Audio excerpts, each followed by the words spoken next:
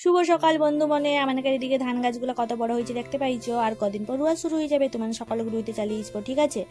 আর সূর্য উদয়টা আমি অনেক দিনের পর দেখতে পাইলি, তোমাকে একটু জুম টুম করিয়ে দেখাইলে আমার আইফোনটাই ওরকম দেখাইলে আর কি করবো কও, মানিলাও ডুবু।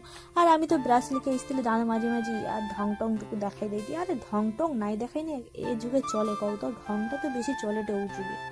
বন্ধু মনে দেখো রাস্তায় কত ফুল পড়িয়ে আছে, একা কি ফুল করো না, একা হয়তো কদম ফুল। ওবাকে লিখে আগে আপনি ছোটবেলায় কত রান্নাবাটি খেলছি, কত রেসিপি বানিয়েছি জানো।